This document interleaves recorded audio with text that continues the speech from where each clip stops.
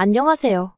2년 전 결혼한 30대 여성입니다. 남들이 보기엔 아직 한참 좋을 시기겠지만 이렇게 표현하고 싶지 않지만 가난하고 염치 없는 시댁 때문에 남편과 헤어지려고 해요.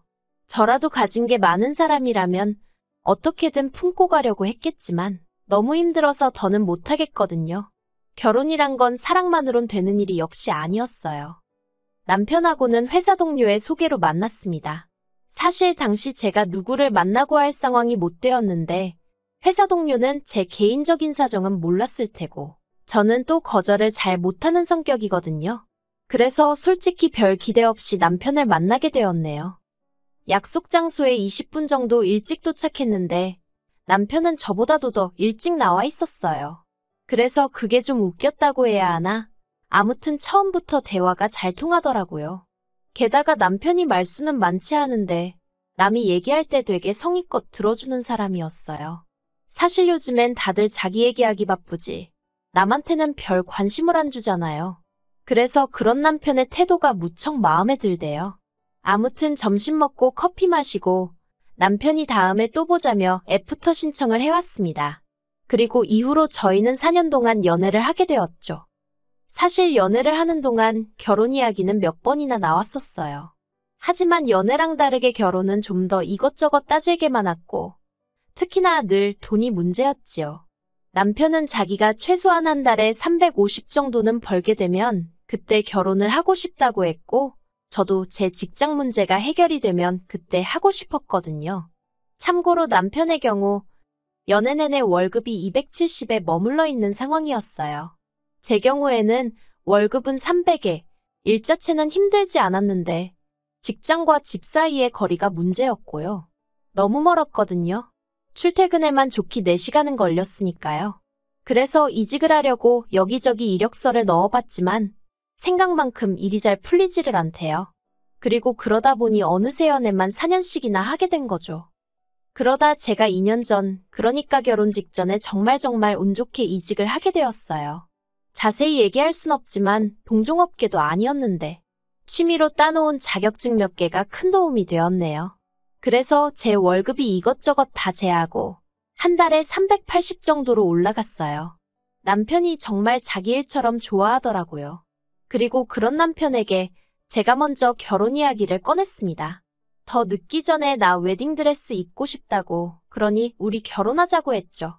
남편이 미안하다고 울다가 또 고맙다고 웃다가 아무튼 속사정을 모르는 사람이 저희를 봤으면 미친 사람들인 줄 알았을 거예요. 결혼할 때 시댁에서 1,000만 원 해주셨고 남편은 3,000을 모아뒀더라고요. 저는 제 돈 2,000이 있었고 친정에서 3,000 해주셨고요. 사실 저희는 둘 다 요새 말하는 소위 흙수저들이에요. 그래서 양가에서 그 정도 해주신 것만으로도 정말 감사하게 생각했어요. 정말이지 액수에 대한 서운함이나 섭섭함은 하나도 없었습니다. 오히려 받은 것 이상으로 잘해드리며 살아야겠다고 다짐했는걸요. 그런데 시작은 차였습니다. 시댁엔 당시 남편을 제외하고도 식구가 넷이었는데 시부모님과 2명의 신우들이 있었죠. 그리고 좀 황당했다고 해야 하나 싶은 게 온 식구가 각자 차를 끌고 다니더라고요. 특히 시부모님은 수입이라고 해봤자 나라에서 나오는 연금하고 자식들이 주는 용돈이 전부셨는데 말이죠. 그래서 잠깐이었지만 차가 2대씩이나 필요하신가 싶대요. 물론 제가 주제넘게 말할 건 아니라서 그냥 잠깐 생각만 했던 거고요. 그런데 저랑 남편이 결혼하고 얼마 되지 않았을 때였습니다. 당시 남편이 끌고 다니던 차가 말 그대로 폐차 직전의 수준이었고 그래서 일단 제 차를 갖고 다니라고 했었는데 남편이 그건 아닌 것 같다면서 제 차 타는 걸 무척 불편하게 생각하더라고요. 그리고 이 와중에 어떻게 얘기가 진행된 건지는 잘 모르겠지만 어머님이 당신들 차 한 대를 가져가라셨습니다. 공짜로 주시겠다면서요. 그런데 받아오는 게 맞나 싶었던 게 어머님이 주신다는 차도 남편 차 못지않게 낡은 차였거든요. 그러니 제 입장에선 굳이 이런 걸 받아서 나중에 차를 존내받았네 소리가 나오진 않을지 상황 자체가 탐탁치 않았어요. 하지만 남편이 시부모님이 좋은 뜻으로 주신다는 건데 그냥 기분 좋게 받아오면 안 되겠냐 하대요. 뭐 그래도 꾸역꾸역 따져보면 자기 차보다는 낫다면서요. 그런데 그렇게 받아온 차는 생각했던 것보다 훨씬 사정이 좋지 않았습니다. 남편은 괜찮다 했지만 카센터에 가져가니 이것저것 고치는 비용만 400을 부르더라고요. 그래서 제가 남편더러 차라리 폐차하는 게 낫지 않겠냐니까 저더러 뭘 모른다면서 400으로 차를 살 수 있냐고 화를 내는데, 솔직히 사귀는 동안에도 다툼이 아예 없던 것은 아니지만 왠지 화를 내는 남편의 모습이 낯설게 느껴졌어요. 그리고 나중에서야 느꼈지만 주제나 상황이 뭐건 간에 시댁하고 관련이 있으면 남편은 쉽게 매번 버럭버럭 하더라고요. 돌이켜 생각해보니 자격지심이었나 싶기도 하네요. 아무튼 그래서 그 차를 기어이 400만 원이랑 큰돈을 주고 고쳤는데, 더 황당한 건 이후에 시부모님이 보이신 행동이었어요. 시댁과 저희 집은 차로 30분 정도 걸리는 거리로 멀지는 않지만 결코 가까운 거리도 아니었거든요. 그런데 저희가 차를 고친 이후로 걸핏하면 차를 써야 하는 상황이라면서 전화 남편에게 전날 밤에 차를 주고 가라고 하시질 않나, 다른 차가 상태가 안 좋아서 그러니 빌려달라고 하시지를 않나. 어찌나 차를 가지고 이리저리 사람을 부르시는지 오히려 더 불편한 상황이 되어버린 거죠. 그래서 결국은 참다 못해 남편한테 차를 주셨으면 주신 거지 이건 뭐 어머님 아버님이 쓰시는 날이 더 많다고 한마디 했네요. 그랬더니 필요하면 가족끼리 빌려주기도 하고 그런 거지. 저더러 연애할 땐 몰랐는데 생각보다 되게 야박한 애 어쩌네 그러더라고요. 참나, 어이도 없고 기가 막혀서 말이 안 나오대요? 그런데 남편은 자기 화를 못 삭히고 혼자 계속해서 울그락불그락 하더니 안 되겠다며 그냥 그 차 시부모님께 돌려드려야겠답니다. 그리고 저는 돈 400이 생각나. 너무 아깝더라고요. 그런데 그 400 때문에 안 된다고 하면 또 남편이 난리를 칠 것 같고 그래서 그래. 좋은 일 한 셈 치자 생각하고 그러라 했습니다. 그러다 얼마 후 제 회사에서 제 앞으로 차가 한 대 나왔어요. 제 직군이 영업직은 업무 특성상 고객들을 밖에서 만나야 하는 일이 잦았거든요. 현장 방문을 해야 하는 경우도 많았고요. 그래서 지원이 나온 거였죠. 그런데 남편이 되게 부러워하대요.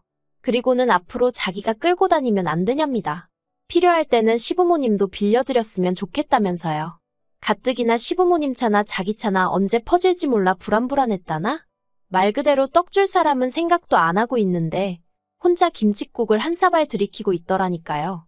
저는 그런 남편에게 회사 지원으로 나온 차라서 안 된다고 딱 잘랐어요. 괜히 책 잡힐 일은 하고 싶지 않다 했죠. 그랬더니 한다는 말이 안 되는 게 아니라 방법을 찾아볼 생각이 없는 거라면서 저더러 지밖에 모른다고 야박하다고 그러대요. 그래도 이후로 그럭저럭 지냈습니다. 원래 부부끼리 싸우기도 하고 또 풀어지기도 하는 거라더니 이런 건가 보다 하고 지냈죠. 그런데 올해 초였어요. 시부모님이 며칠 전부터 입맛이 없네, 속이 안 좋네 하셨는데 갑자기 고기가 드시고 싶다고 하시더라고요. 그러자 남편은 이럴 때 챙겨드려야 된다면서 시댁에 가자고 했고 그래서 뭐 한 끼 외식 시켜드린다 생각하고 따라 나섰죠. 그런데 시부모님께서 뜻밖의 이야기를 꺼내셨습니다.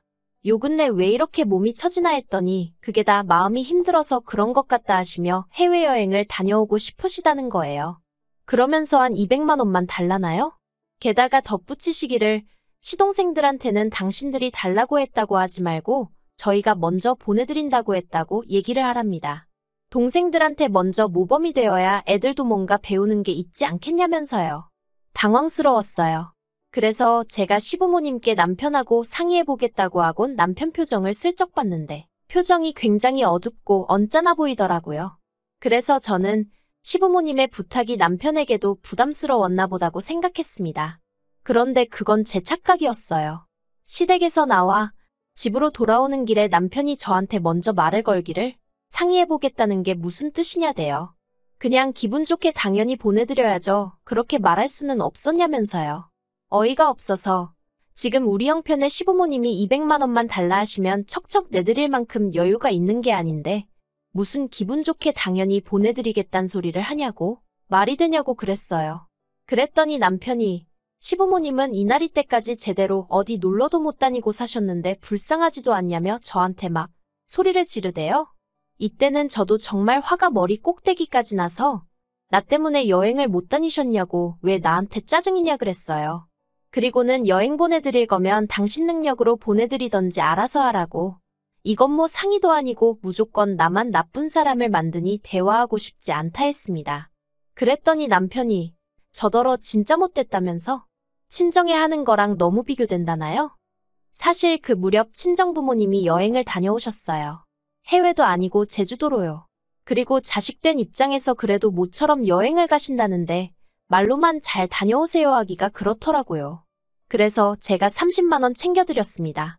솔직히 결혼한 이후로 친정 부모님이 저희에게 물질적으로 잘해주신 건 없었어도 틈틈이 저희 남편이 좋아한다 하니까 김치도 보내주시고 비싼 건 아니어도 제철 과일도 보내주시고 그래서 모처럼 챙겨드려 봤어요. 하지만 30만 원 드린 거랑 해외여행 간다고 200만 원 내놓으라는 거랑 비교를 하는 건 말이 안 되잖아요. 그리고 이 일로 저는 저희 결혼 생활에 무척이나 회의감을 느끼게 되었습니다. 사실 청약통장 때문이긴 했어도 혼인신고도 안 한 상황이었는데 돈 관리도 따로 하자고 결론이 나버렸거든요. 그리고 이건 사실 조금 철없이 들릴 수도 있지만 일하는 스케줄도 저는 9시 출근 6시 퇴근이 기본이었던 반면 남편은 아무래도 직업 특성상 11시에 출근해서 10시는 돼야 집에 왔어요. 게다가 남편은 주말에도 출근을 하다 보니 같이 시간을 보낼 수가 없었죠. 그래도 연애 때는 남편이 어떻게든 짬을 만들어 저랑 시간을 보내려고 했었지만 결혼 후에는 그런 노력도 별로 없었고요. 물론 그걸 탓하는 건 아닙니다. 남편도 다 잘 살아보려고 그랬던 거니까요. 하지만 뭐랄까, 자꾸 부딪히다 보니까 사소한 것도 서운해지고 이게 내가 그려온 결혼 생활이 아닌데 하는 생각이 점점 잦아지니 여러 가지로 감당하기가 힘들어지대요. 그리고 남편은 정말로 시부모님 해외여행을 보내드렸어요. 돈이 어디서 난 건지는 저도 모르죠. 자기 카드로 긁은 건지 어쩐 건지. 저도 더 알아봤자 스트레스만 받을 것 같아서 일부러 묻지도 않았습니다. 하지만 적어도 남편이 제 의사보다는 시부모님의 뜻을 더 중요하게 여긴다는 건 확실히 알게 되었고 그래서 크게 실망했던 게 사실이에요. 그러다 결정적으로 더는 이렇게는 못 살겠다, 헤어져야겠다 생각을 하게 된 건 지난주였습니다. 시부모님께서 물가도 많이 올랐는데 그렇다고 연금이 오르기를 하냐 너희가 주는 용돈이 오르기를 했냐 한참 동안 불평을 하시더니 도저히 안 되겠다며 이달부터 한 달에 50만 원씩 더 보내달라고 하시대요. 참고로 매달 30만 원씩 보내드리고 있었으니까 앞으로는 한 달에 80만 원씩 보내달라고 하신 거죠. 제가 너무 놀라서 그건 좀 무리라고 말씀을 드렸어요. 그렇게 해드리고 싶어도 그러다 보면 저희는 언제 집 사고 언제 애 낳고 하냐고 죄송하지만 저희 입장도 이해 좀 해달라고 말씀드렸죠. 그랬더니 시부모님이 그래 네 말도 맞는 말이다 하시면서도 그래도 둘이 버는데 늙은이들 쓰라고 그 돈 몇 푼을 더 못 주냐면서 서운하다 하시더니 남편더러 너도 그렇게 생각하냐 하시는데 남편이 저만 노려보고 있더라고요. 그리고 그런 남편하고 괜히 옥신각신 하고 싶지도 않고 그런 모습을 시부모님께 보여드리고 싶지도 않아서 나는 먼저 갈 테니 할 이야기 있으면 하고 오라고 했습니다. 그리고 저도 저대로 마음이 상해서 제 차 끌고 먼저 집에 왔어요. 집에 와서 남편이 저녁을 먹고 올 건가 어쩔 건가 생각하다. 뭐 한다고 내가 그런 생각을 하고 있나 싶어서 먼저 저녁을 챙겨 먹었습니다. 그런데 그때 남편이 들어오더니 뭐랄까 마치 일부러 저 들으라는 식으로 한숨도 막 크게 쉬고 엄청 거슬리게 행동하대요. 그래서 제가 남편더러 할 이야기가 있으면 그냥 하라니까 진짜 서운하다면서 무턱대고 안 된다고 할 게 아니라 자기랑 같이 방법을 찾아봐야 하는 거 아니냐입니다. 그래서 제가 남편더러 방법을 찾긴 무슨 방법을 찾냐고. 우리 수입이야 뻔할 뻔짠데 갑자기 50만 원이나 어떻게 올려드리냐고 당신 그 정도 계산도 못하냐고 따졌죠. 그랬더니 남편이 저더러 직장만 좋은 직장 다닌다고 되는 게 아니래요. 사람이 먼저 돼야 한다면서 그렇게 악착같이 손에 든 걸 쥐고 있으려고만 하고 내려놓질 못하면 안 된다나요? 정말 말 같지도 않아서 그만하라고 했어요. 그리고 그날 저녁 세상 모르고 잠든 남편 옆에서 이제는 헤어져야겠다는 생각이 들대요. 저도 뭐 내세울 것 없는 집에서 태어났고 지금도 별 볼 일은 없지만 그래도 저희 친정부모님은 저에게 뭐라도 하나 더 해주지 못해서 미안해하시는 분들이세요. 그런데 어째서 시부모님은 자식한테 하나라도 더 받아내질 못해 안달이실까 싶은 게 평생 제가 감당하며 살 자신이 없더라고요. 그리고 그러다 보면 남편한테 저는 갈수록 지독한 억척스러운 여편네로만 보일 텐데 저 정말 그렇게 살고 싶지 않았거든요. 그래서 이튿날 남편에게 우리 더 복잡해지기 전에 헤어지자 했습니다. 이제라도 서로 갈 길 가자고요. 나는 당신이 당신 부모님께 잘해드리는 걸 뭐라고 하고 싶은 생각은 없지만 같이 할 자신이 없다 했네요. 그러자 남편은 지난밤과 마찬가지로 한숨만 내쉬더니 자기를 이렇게 배신하는 거냐입니다. 뭐라 할 말이 없었어요. 차라리 자기가 잘못했다 미안하다 했으면 저도 흔들렸을지도 모르겠는데 배신이라니. 더는 대화를 해봤자 소용이 없겠구나 싶어서 마음대로 생각하라고 했네요. 전세 계약은 어차피 얼마 후면 끝나서 집주인한텐 재계약 안 할 거란 얘기만 해뒀어요. 보증금 나오면 계산 똑바로 해서 각자 목 나누고 미련 없이 보내주려고요. 남편이 혼자 시부모님 생활비를 대가면서 살 수 있으려나?